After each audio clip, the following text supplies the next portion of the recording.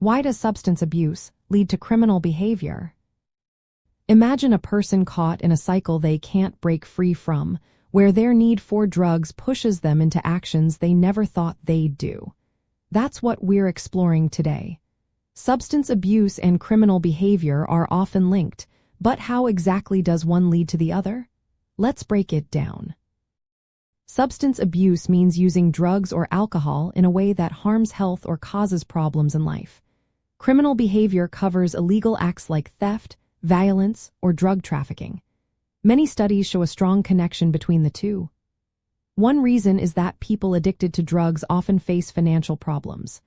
Drugs can be very expensive, so they might turn to theft, burglary, or shoplifting to get money for their habit.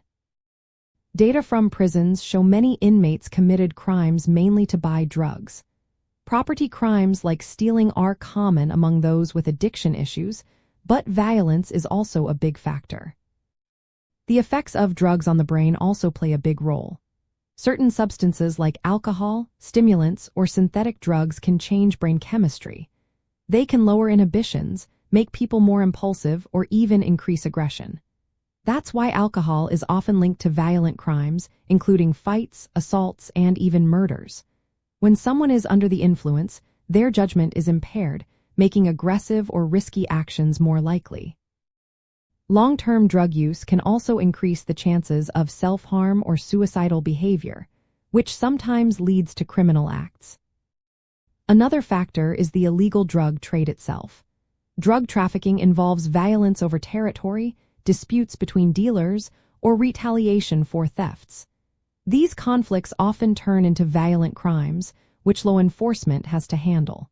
The illegal nature of drugs creates a dangerous environment where violence is common. It's important to remember that not everyone who uses drugs commits crimes, and not all criminals are addicted. But as addiction worsens, the link between drug use and criminal acts becomes stronger. For example, heroin and other opiates can make people obsessed with securing their next dose, leading them to commit crimes to sustain their addiction. Sometimes, people involved in criminal activities are already part of a subculture that uses drugs. In other cases, underlying issues like trauma, mental health disorders, or social disadvantages contribute to both drug abuse and criminal acts. These factors make it harder to pinpoint a single cause. In criminal justice systems, many offenders test positive for drugs when arrested. A large number of inmates also struggle with addiction.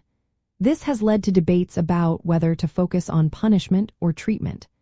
Some places try to decriminalize certain drugs and prioritize health-based approaches, but results vary. So, in summary, substance abuse can lead to crime through several pathways. People may steal to pay for drugs, drugs can impair judgment and increase violence, and the illegal drug trade itself fuels violence. While not everyone with a substance problem becomes a criminal, the risk rises with the severity of addiction. Understanding these links helps in creating better prevention and treatment strategies.